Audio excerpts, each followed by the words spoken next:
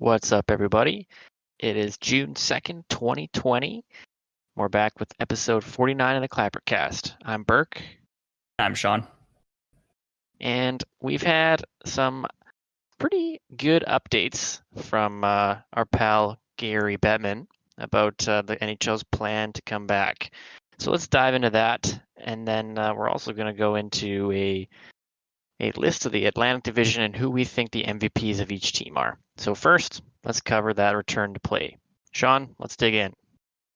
So right after our last episode, Gary Bettman came out with a update and announcement of the NHL's restart plan. So what we're getting is a 2014 format similar to what was originally rumored in the tweet we spent the last episode talking about, where the top 12 teams in each conference are making it's not officially the playoffs yet, but they're getting to play out the rest of the season. The way it's going to work is that the top 4 teams of each conference, they're scrapping divisional standings and moving into conference. So the top 4 teams in each conference will play I want to say it was like a 3 or 4 game round robin thing to give them a chance to warm up their legs. And it's also going to be used for playoff seeding as they get a bye through into the playoffs. So those 8 teams have actually clinched the playoff spots right now.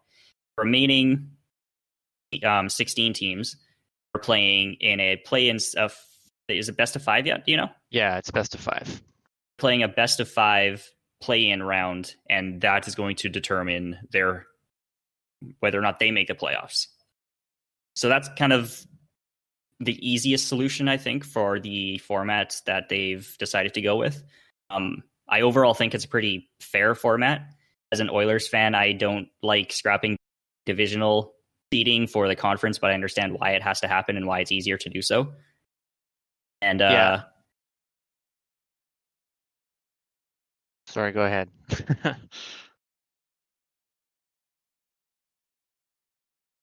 Are you there? Oh shit! Sorry, okay, I cut out there. Everything cut out, and then I was like, "Wait, what's happening?" Yeah. Okay. Go ahead. So I'll just kind of move back a couple of seconds, and then we can cut this. Little. Am I in here?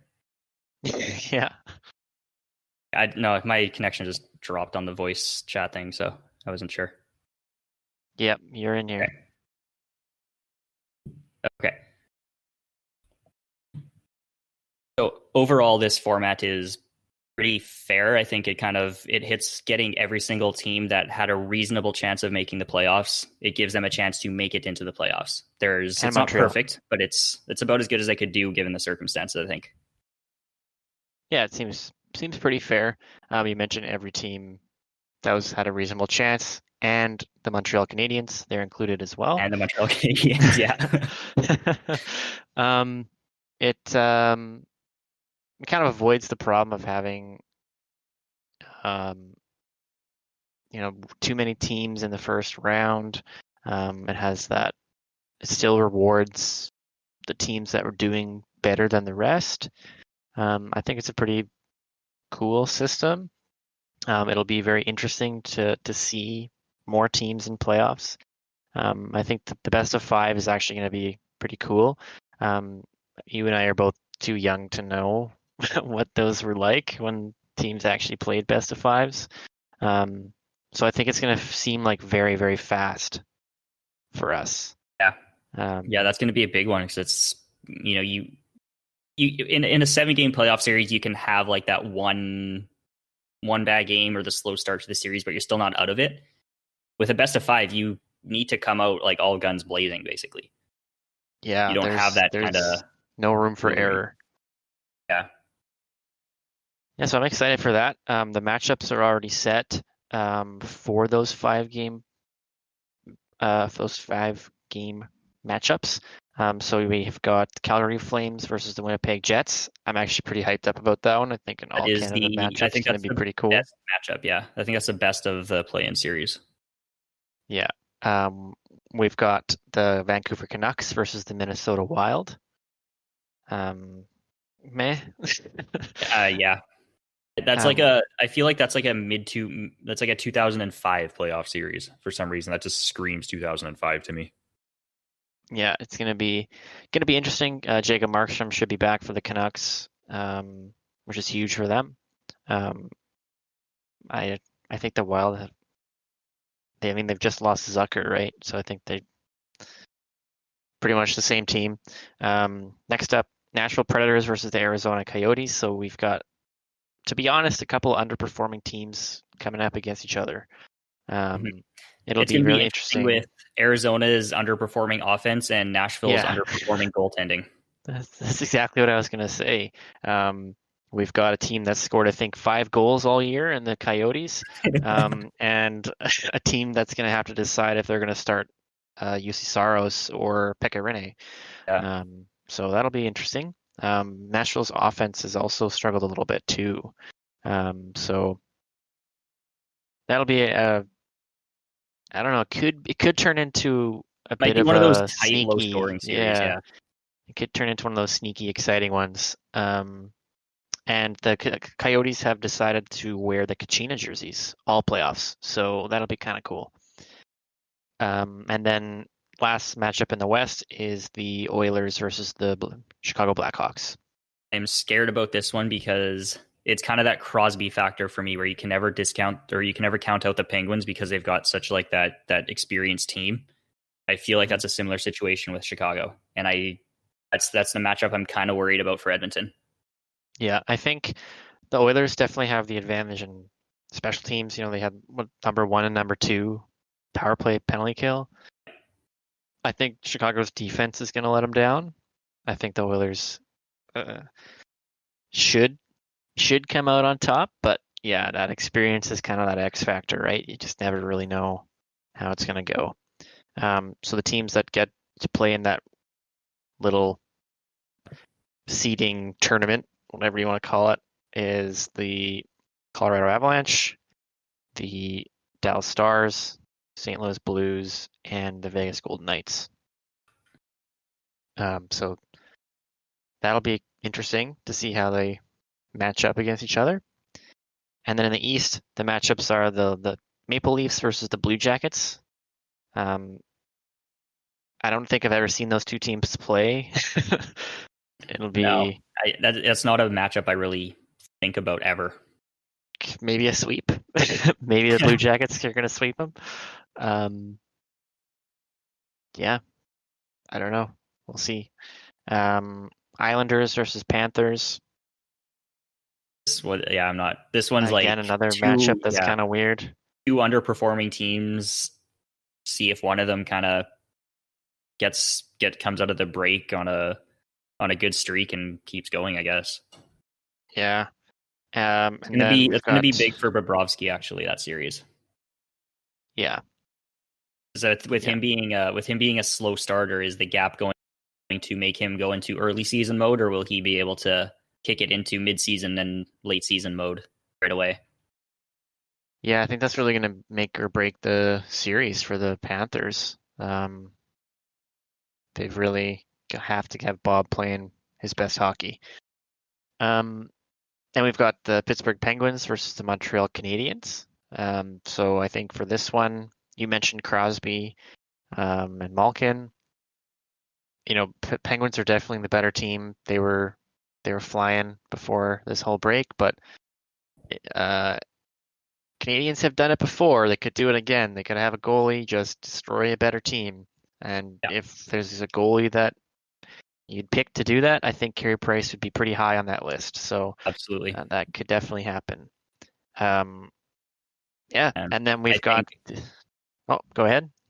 I think Pittsburgh, Montreal kind of got drew the short end of the stick there because like probably could have had a chance against most of the other teams except for Pittsburgh. It gives them a really tough challenge, especially because they're going to be coming out of. I think they'd had major injury issues. Like they're going to have some healthy guys back, and their aging roster gets a rest.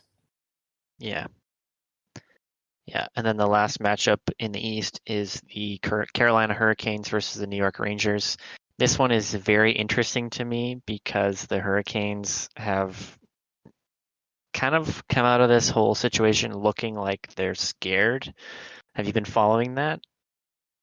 Yeah, so right after the format got announced, Rod Brindamore expressed his displeasure with the format. Now, the single quote that is attributed to it is a bit out of context, but he was basically acting as like he wanted the Rangers to have to win 4 of the 5 games to win the series or something like that. Yeah. And he seems to be he was talking about how we've played like 68 games and now we're just going to throw it all in the garbage for this series. And he seems to be forgetting that Rangers were like 2 points behind the Hurricanes.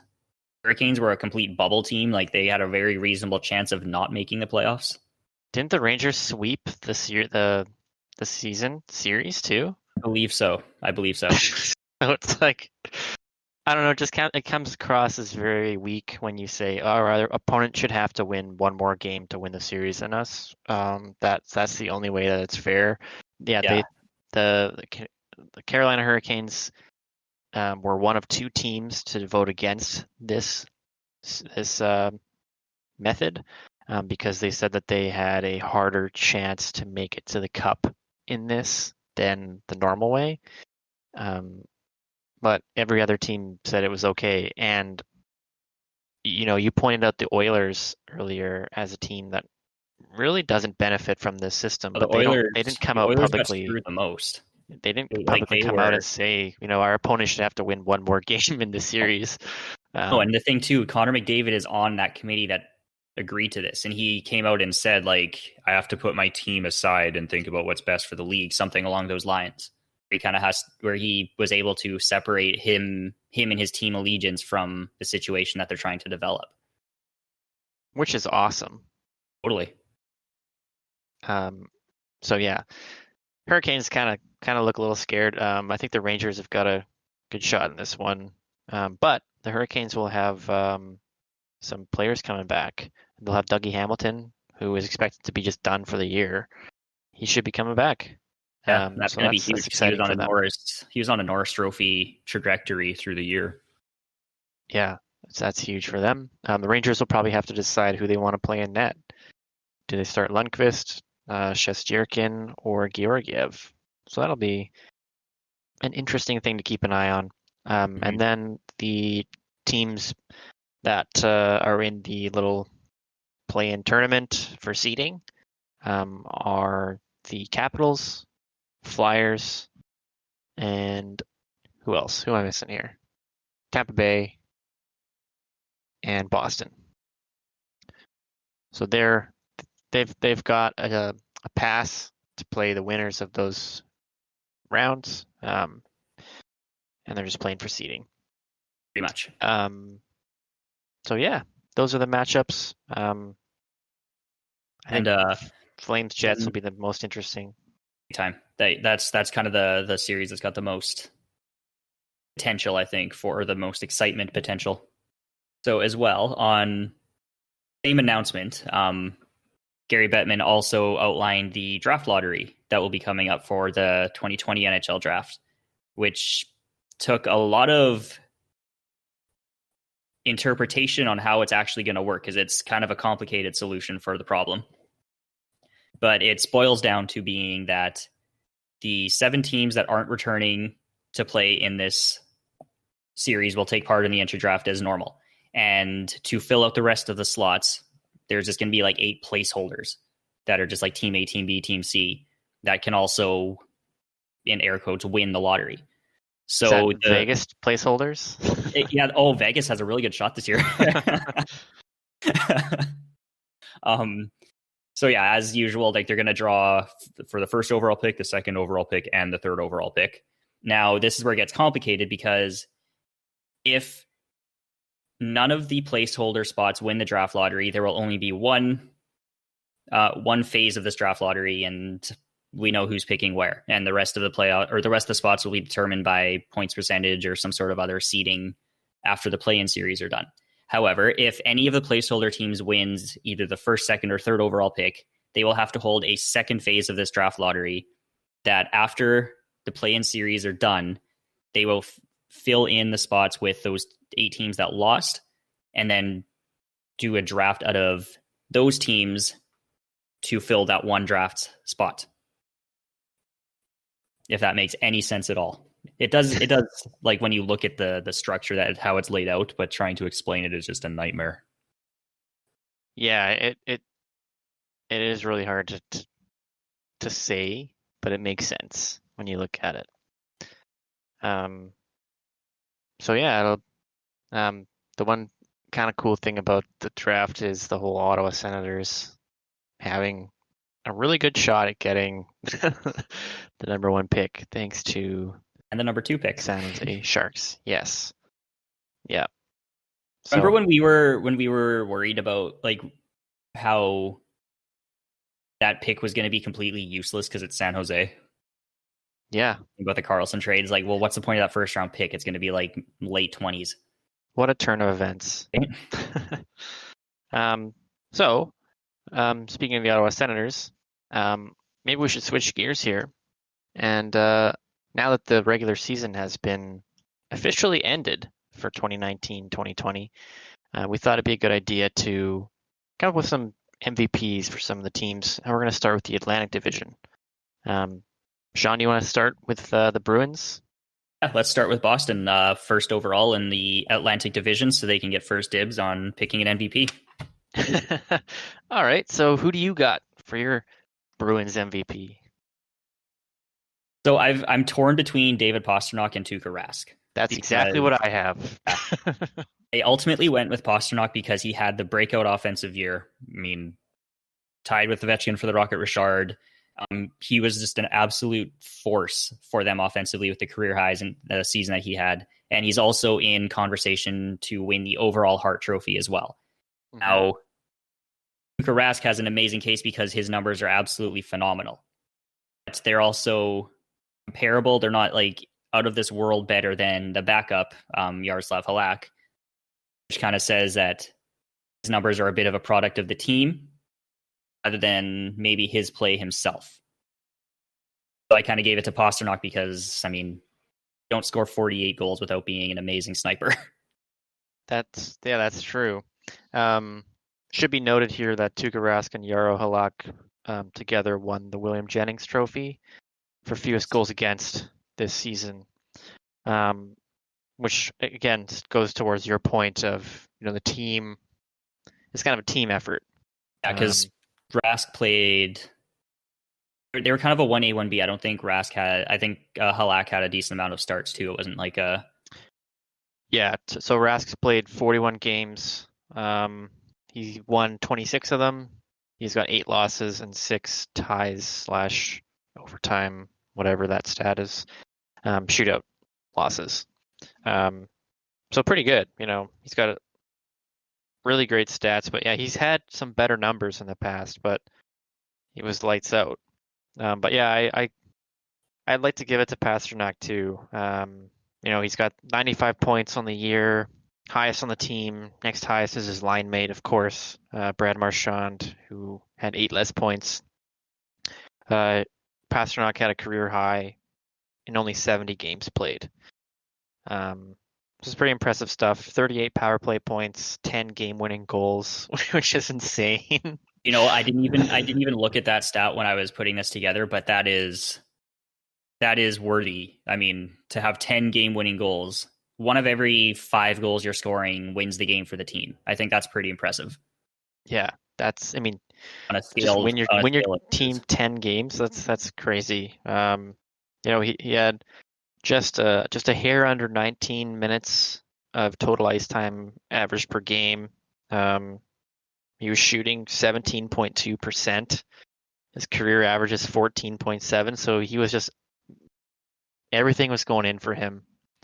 But he was still dishing it out with his line mates. He had 47 assists. He had 48 goals, 47 assists. So almost an equal stat line. Like, just a great year. And I think an argument for him too as well is that, to get 47 assists is also good when you combine it with his goals. That he's not just doing it all himself, he's still helping the team produce. Yeah, and I can remember a few occasions where he was on like a 2-on-0 with an empty net and he passed it to his teammate. Like, he wasn't chasing 50 or whatever, right? Like, he was being a team player, setting up his teammates. just getting as much joy out of seeing them score as himself. So I think Pasternak's got the edge on Tuukka, but Tuukka had a hell of a year too. Oh, yeah. Do you want to move to Tampa next or to Buffalo? Do you want to do alphabetical? Let's go. Yeah, let's go alphabetical. Okay, so we'll move on to Buffalo. So I think this one's pretty obvious. I've got Jack Eichel. I got Ralph Kruger. Kruger. About you. Yeah. Most Seriously, valuable person. I've got the coach as the MVP because, and quite frankly, the only player who had a decent season who didn't underperform or have like a lot of question marks around their game was Eichel. You know, he was setting career highs, I think, or on pace to set them anyways. But overall, I think Ralph Kruger is probably the MVP of that team or the most valuable person on that team. That after the season's ended, especially over the last week or so here when Buffalo kind of got kicked out after the 24 team format was announced, like, so many players had nothing but great things to say about him. I personally hold him and his style in very high regard after his stint in Edmonton that he kind of got screwed out of staying. And like I said, quite frankly, outside of Eichel, the rest of the team was disappointing. Yeah. I fully expect Kruger to be like a major reason for any turnaround or success that the Sabres have over the next couple of years. And the stuff that he's going to be implementing this year is important. I think we're not going to see a lot of it, but any major success they had is going to be a result of what he's done already this season. Yeah. Just a note about Buffalo here. You want to talk about teams getting screwed by this playoff schedule. Buffalo is omitted from this. Montreal beat them out. Montreal played 71 games, had 71 points. Buffalo had 69 games played, 68 points. They were actually scheduled to play the night the season got postponed. So they just missed it. It's so sad for them. So I'm hoping it can spark a fire for them next year. Buffalo would have missed by 1 point. Yeah. So I'm hoping that they can kind of. We've seen some interviews with players just kind of voicing their frustration. So I'm hoping Kruger can, change that mentality. But I'll dive into. I think he can channel it. Yeah, hopefully. Just to dive into Eichel here, this is why I picked him. I think it's pretty obvious, he is that team. But so 68 games played, 36 goals, 42 assists for a total of 78 points. Next closest on the team was Sam Reinhart, who had 50 points. So we had a 28-point lead for points on the team. He's still +5 on a shitty team. He had the second highest average total ice time per game with 22.06. So that's pretty high for a forward. First was Rasmus Ristolainen, and he had 22.48. So he plays almost as much as, I could call him a number one D man. They're on number one in air quotes. Yeah, I did that with my hand, literally. Okay. Perfect. He's so above a point per game at 1.15 points per game, 27 power play points, 50 even strength points. So Pasternak had 10 game-winning goals. Eichel had 9, 3 overtime game winners. I think that's pretty significant because Buffalo only had 30 wins. So Eichel almost got them a third of their wins just by himself. In context, that is significant. Yeah. Looking at his impact on the gameplay itself, I mean, he's got positive possession numbers is like 51.5 Corsi. That's my next point. Like that's on a team that has the issues that Buffalo has with their actual play style. That's pretty significant. My next bullet point here is literally advanced stats still at positive despite team being garbage. Good point.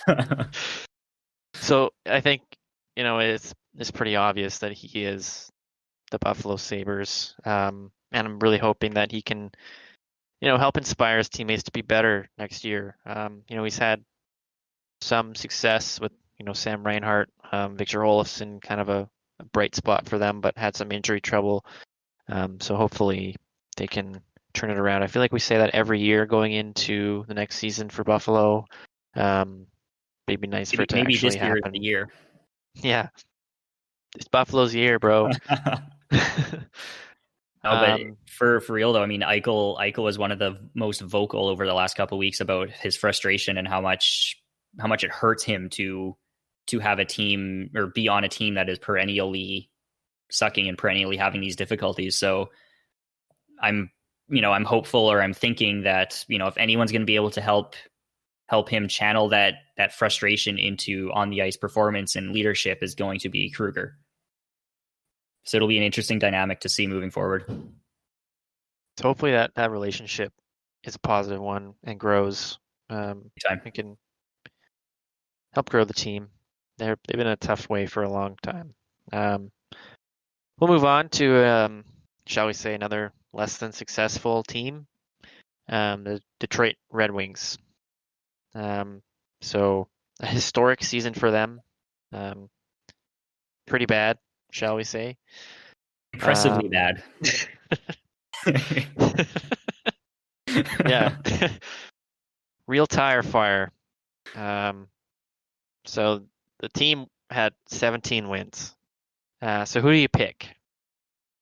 So I've got Jimmy Howard for managing to have a .420 goals against average, which might actually help explain some of the team's performance this season. Wow. Yeah. It's like laughable that seems good for Detroit. Almost double what a normal goaltender would be at with a good season. I've got Dylan Larkin. Probably the next captain of that team. I could see him being named captain next season. He had 19 goals, 34 assists for 53 points. Managed to have only a -21. So the Red Wings scored 142 goals all year. They were dead last in the league. It's barely 2 goals per game. Yeah. So they were dead last. So Eichel had 53 points. So he's in on over 30% of the team's goals. So he's generating a lot of the team's offense. It might not be a lot, but he's in on all of them. He's the highest forward on the team in terms of ice time, so he's playing out there all the time. So Eichel was at 22.06. Larkin's at 21.15 per game. So, two guys that are being relied on for basically everything. I mean, who else would you want out there for Detroit, your forwards, other than like Dylan Larkin? Yeah, you got Bertuzzi, Mantha. Athanasiou's gone. You wouldn't want him out there. You wouldn't want him out there for a whole lot. So yeah, I mean, just in terms of being relied upon and being in on all the offense, he's got to be their MVP for me. I think for some leaders, like, you got to be there for the shitty to be able to bounce back and to be good. So I think this will be a good learning opportunity for him. He's got Steve Yzerman there too now. So hopefully he can learn from him on some leadership and how to turn that team around. But yeah, kind of a shitty year for Detroit. In terms of an actual shout out to a decent player, Jonathan Bernier, who might actually be the team's MVP. Somehow on this team, he managed to have a .295 goals against average and a .907 save percentage, which are barely off of average. Like, that's pretty close to what you would expect from an average goalie. Yeah. Yeah, that's actually pretty good. Really good, actually, for Detroit, having almost double the amount of goals against as goals for. Yeah, and whereas Jimmy Howard won 2 games, Bernier won the other 15. Wow. So, I mean, Jonathan Bernier gets decent grades, but Jimmy Howard gets the MVP for the .420 goals against average just because. Nice. So dank. It's too bad he didn't have a 6.9 goals against or something. Yeah, if he had a 690 save percentage, that would have made it perfect. Oh man. Poor Detroit. Feels bad, man. Moving on. So Florida Panthers. Who you got? They kind of overall had a pretty disappointing season, like top to bottom, but they did turn it around a bit. And one of the main reasons I think was Jonathan Huberdeau. Mm-hmm. He's kind of their offensive force. He was on pace to match, if not potentially set some career highs offensively. And on a team with the defensive and goalie issues that they had been having, they needed all of the offense they could muster up. And he was able to help them provide that. Yep. Yeah, I've got Huberdeau on my. I've got two guys here. Huberdeau's who I would give the edge to for sure. 23 goals, 55 assists, 78 points. He was a +5, which doesn't seem like a lot, but Florida had a lot of struggles. And that's also the first time in 4 seasons that he's been a positive plus-minus as well, which... That's a good sign. Yeah, so he's above a point per game, 29 power play points, 49 even strength points, 3 game-winning goals. Played a lot of minutes, not the highest on the team in terms of forwards, but definitely, driving the offense. Very important to that team. Did you have anybody else that you would give a nod to on Florida? I've got, for honorable mention, I've got Joel Quenneville's mustache just by virtue of being there. Yeah. Yeah. Have you seen the edited Florida Panthers logo where it gives the cat a mustache? Yes, that they should really just start using that logo. It's much better. Yeah, it is. I've got I guess honorable mention to Aaron Ekblad.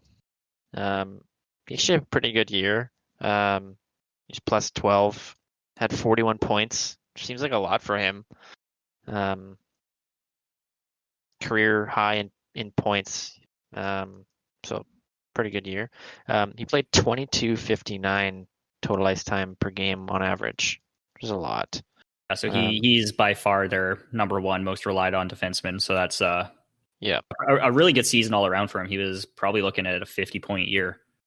So for a defenseman, that's significant. And he's definitely not known as being, a high scoring D-man. So impressive. I noticed one thing about his year is that he had a huge drop in hits. So last season he played a full 82 game season. He had 114 hits. This season he only had 34 hits in 67 games. So I wonder if he's changed his game up a bit. I didn't watch him a lot, but he had a lot of injury problem earlier in his career. So I wonder if he's relying more on positioning and stick, and just kind of like rubbing guys into the boards or something. Two thoughts on that, I guess. I mean, the first is like hits are one of those subjective stats that is kind of dependent on who's counting it. So that could factor in for a few of it. But like you said, he has injury issues. The main injury I think he's been dealing with are concussions. So the lower physical impact that he's taking per game would probably be beneficial to him for his gameplay now and his health in the future. Yeah, I mean that's a lot of minutes. You're gonna have to wonder if that's kind of the trainers or the teams working with him to keep him safe. Yeah, part of it too is he only had 26 penalty minutes this year, which seems pretty low for a D-man who plays that many minutes. So I'm wondering if the trainer's probably telling him, for your longevity, you want to not bang him so much. But also, the team wants him on the ice. Don't try and smoke somebody and take a 2-minute penalty because we need you out there all the time. Yeah. We're going to rely on you to play some defense here. He's +12. The team sucked on defense for a lot of the year. So him being positive, it's one of those weird stats plus-minus, but I think it can still tell you some good information. It's okay when you apply context to it. Yeah, for sure. So shout out to Aaron Ekblad. He had a good year. And the context we can use to justify a decent plus minus is looking at his possession numbers and showing that like he still had like the over 50% Corsi and Fenwick and PDO over 100. So that's indicating that there's a positive impact on the ice of his play. Yeah. So playing a lot of minutes, getting shit done. It's a good year. Pretty much. That's a good slogan, actually. That's my beer league slogan. Playing a lot of minutes, get some shit done. Yeah. That's what I tell myself anyway. So we'll move on here to Montreal. This one I kind of struggled with. Who did you have? I decided on Philippe Deneau. I think him being kind of that all situation utility forward that he's done exceptionally well wherever you slot him in that roster. And I mean, he excels defensively. Offensively, he produces as a lower end first line forward, and he's a fixture. Like he's the centerpiece of that first line that the Canadians try to roll with him, Gallagher, and Tatar. Mm-hmm. And I think he's just an important part of that forward group. Like even strength, shorthanded power play, like he does it all. Yeah, I had him. I wrote his name down, crossed it out, wrote somebody else. And then after that person, I wrote his name again and then crossed it out because I was so happy with my first one. So, who did you end up with? I ended up with Shea Weber.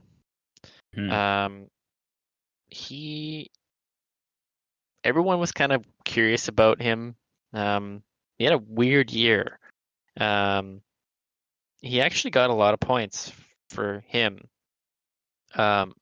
He had 15 goals, 21 assists, so 36 points. He was +8, 33 penalty minutes, 2 game-winning goals, second on the team in shots. You know, everyone knows he's got a bomb. He was using it. You know, it's going to be hard to get a tip on that too. So, you know, he's getting a lot of shots.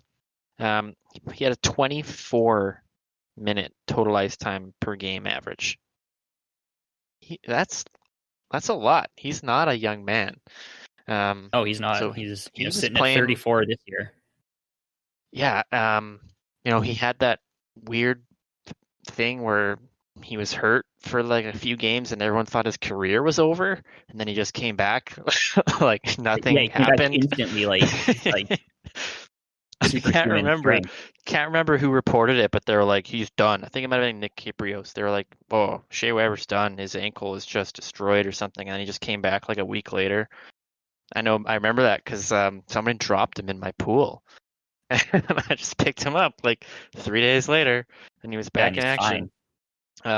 He had, you know, positive Corsi, and he's got, you know, definitely a majority D-zone starts. He just kind of is that team. Yeah. I think you know, his leadership skills are huge. And so he's also the team leader in the point shares. That's like the estimate of how many points a player's contributed through his play. And you know, he's the leader of that team at 7.3 to Tatar's 7.0 for second. So like it's kind of Weber's bounce back here. He's like you were talking about, he's dealt with major injury issues over the last few seasons. And early on in the year, he was actually in some of the Norris talks over the first couple months of the season because of how solid he had been defensively. Yeah, he is having a great year. I mean, that's a lot of goals for him too. 15 goals, just a bomb. You know, Tatar led the team in points. I just think Weber's defense, I think, is very valuable to that team. Montreal's kind of a team that scores a little bit by committee. Like they had a lot of injury problems. Everyone's kind of in that like 40-50 kind of range. You know, they have a lot of players like 30 to 60 points. So it's basically their range. Yeah. So there's no one that's kind of like having an unreal season, but you know, they're kind of all over the place, a little bit more spread out. So I thought go with a D-man on a team like that, helping them win some games. So good job, Shea. Good BC boy. Don. Yeah. Anything else to add? Any more honorable mentions for the Habs? That was all I had for Montreal. I think those two players cover a lot of the success for them. All right. We'll move on to Ottawa. I've got a special one here. I think that their MVP was definitely Martin Jones. He he got them that extra draft pick. Yeah, that draft pick's going to be huge great for the Senators tank. Yeah. There was a post on Reddit of the Ottawa Senators highlights of this season, and it was just all San Jose losing. And and I think Jones had a huge part in that. So he did a great job. But seriously, I picked Thomas Chabot for this. Didn't lead the team in points. That was Brady Tkachuk. So he's a close second, I think, Brady Tkachuk. But Thomas Chabot, I mean, it was talked about a lot this year, but he played a lot of minutes. I know I've been harping on that for the last few guys here, but he played 26 minutes on average per game.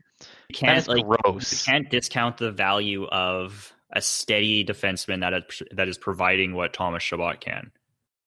That he's relied on. Like he's really, like, defensemen don't typically get that type of responsibility until they're mid to late 20s. But he's 23 right now, and he's a number one defenseman. He's their guy. Like that's not saying a whole lot on Ottawa, but he would still be top pairing defenseman on most other teams.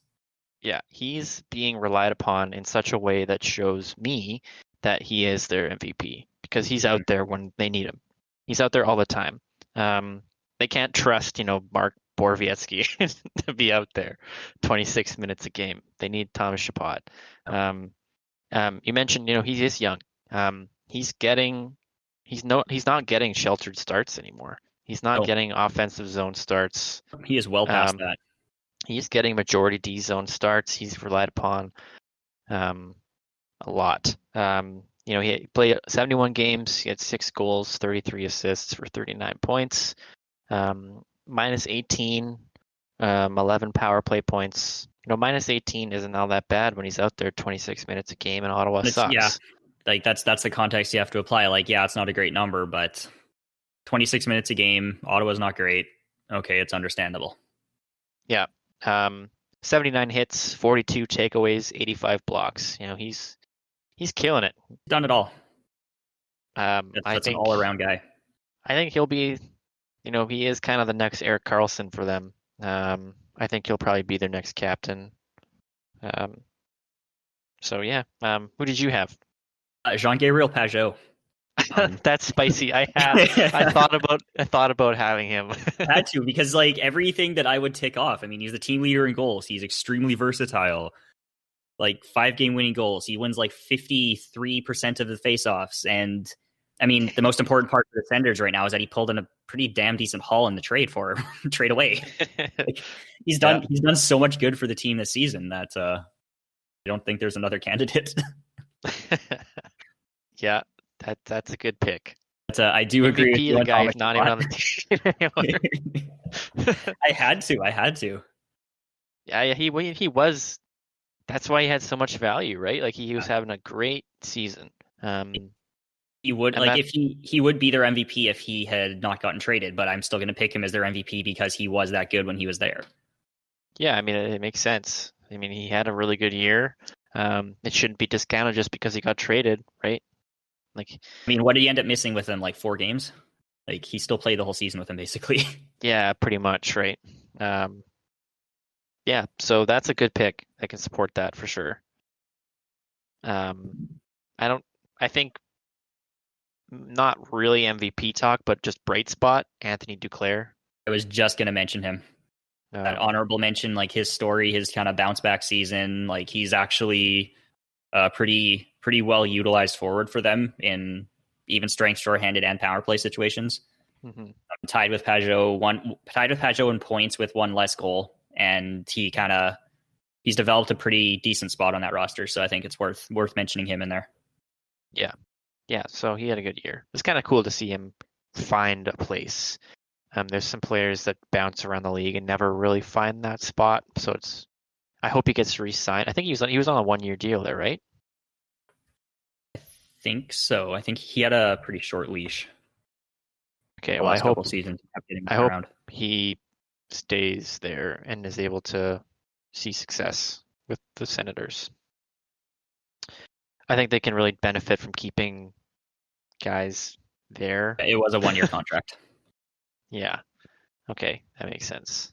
So I hope he stays. Builds a bit of a home for himself because he's earned it. Move on to a team kind of on the other side of the standings here, Tampa Bay. I had Nikita Kucherov. He's kind of the guy where like you pick a stat, there's a good chance he's the team leader. Yeah. 68 games played, 33 goals, 52 assists, 85 points, plus 26. 6 game-winning goals, 25 power play points, led the team in shots. He was shooting 15.7%, so why not shoot that much? Exactly. You 210. Yeah, I mean, everything's going in for you. Shoot the puck. He's definitely been their MVP for a while, I think, and Vasilevsky had a bit of a shaky start, so I think it's a no-brainer for me that it's Kuch. Yep. Who do you have? I also had Kucherov. I think it's that offensive impact that even though the team struggled a bit out of the gates and Stamkos and Braden Point had a bit of a down year, Kucherov was still there. He was still that driving force. He's still like top 10 in most offensive categories in the league. And I think his impact is enough to make him the MVP there. Yeah, pretty easy one there. I guess another bright spot for Tampa, Anthony Cirelli. I want to mention him too. Kind of not like MVP worthy, but still his impact on the team's play is absolutely worth mentioning. Yeah, he's definitely been kind of that guy that I don't want to say came out of nowhere, but stepped up his game this year. Coming into the season, I don't think I knew who Cirelli was, so it's kind of cool to see him really carve out a role on that team. It's kind of a lot like Dano on Montreal. Yeah, honestly, they could that be similar universal player. Can be slotted in anywhere, relied upon. Cirelli, where he stands out is in his impact offensively that honestly, looking at underlying numbers, rivals Patrice Bergeron in terms of like defensive goals saved above average and expected goals against per 60. Like they're pretty close, if not Cirelli's a little bit better. And he produces enough offensively. Like Cirelli had 44 points in 68 games, which is on pace to be like a second line forward on pretty much any team in the league. Yeah, that's good. Really good. Good year. Mm-hmm. And last but not least, Toronto Maple Leafs. I went with a very basic response for this. I hope you have something spicier than me. Mine's pretty white bread, but I've got Austin Matthews. And here's why, Sean. Thank you for asking. Tell me why. 70 games played, 47 goals. So he missed that Rocket 3-way tie with Ovi and Pasta by 1 goal, which sucks for him. 33 assists. Another shot. Yeah. 80 points, plus 19. Only 8 penalty minutes, which is pretty remarkable, actually. So he had a 1.14 point per game, tied him with Marner, but Marner only played 59 games, so 11 less games. So Matthews is more impressive. Thank you very much. 25 power play points, 5 game-winning goals, 290 shots, 16.2 shooting percentage. So again, when you're shooting that hot, just shoot everything. Why not? And one remarkable stat for me was his average ice time was 20:58 average per game. Even with Babs not playing him as much in the start of the year, he played a lot of minutes. I mean, he probably plays the entire power play, so that ups his total. But that's a lot. And 55% face-off won, which is great. For a young center, that is phenomenal. Like usually guys around his age are maybe like high 40s. A lot of comparables like Eichel and McDavid are barely hitting 50%.